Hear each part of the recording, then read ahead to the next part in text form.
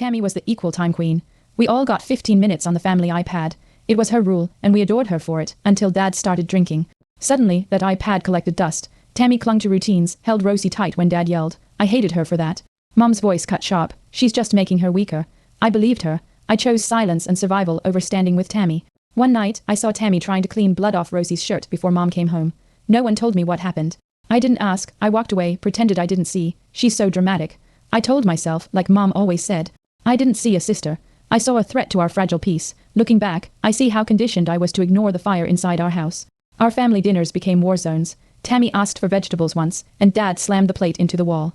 No one moved. I didn't flinch. Tammy stared at me, like she was searching for backup. I avoided her eyes. The iPad still sat dead in the corner, collecting dust and silence. It used to mean fairness. Now it meant failure, mine. At school, a counselor pulled me aside. Tammy's been missing homework. Is everything okay? I nodded. Lied. She's just tired. I said the words Mom would approve of. Tammy didn't speak to me that day. I felt like I'd won something, but I didn't know what. Later that night, Dad yelled again. I watched from the stairs. Tammy didn't cry this time. She just stood still. That scared me more. We had a cousin's birthday dinner. Tammy smiled. Too wide, too fake. When Rosie spilled her soda, Dad stood. Tammy moved in between without thinking. Of course, she makes it worse. Mom muttered. The phrase hit like ice. She's just making her weaker. I echoed it in my head. Later, Rosie asked if we could watch something on the iPad again. I said, it's dead. But I wasn't just talking about tech. I found Tammy crying behind the garage. I froze. You believe them, don't you? She whispered. I said nothing. Just walked away. I told myself I wasn't involved, but I was. Silence is not neutral, it's a choice.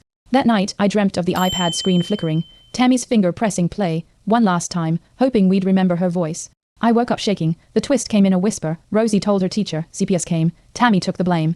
Said it was her fault. Said she'd yelled too much. Lied to protect us again. They took her away. I screamed at her in the driveway. Why would you lie for them? She only smiled sad and soft. So you still had a family to come home to. I didn't understand then. I do now. After Tammy left, things didn't get better. They got worse. Rosie stopped speaking. I started cleaning obsessively, copying Tammy's rituals without knowing why. The iPad was finally thrown out. I saved the cracked screen. Some nights I'd just stare at it. It was the last thing she touched before everything burned down. Years later, I saw Tammy at a shelter fundraiser. She looked different, calmer, worn but strong. I wanted to run. Instead, I asked, did you hate me? She shook her head. You were just surviving. But I wasn't. I was vanishing. She forgave me before I could forgive myself. I finally saw her as more than a sister. She was our wall. And I helped tear it down. Now I teach high school. I look for the quiet ones, the ones too polite, too composed. I keep an old iPad on my desk, cracked, silent, symbolic. Some kids ask about it. I say, it belonged to my sister. She used to protect me before I learned how.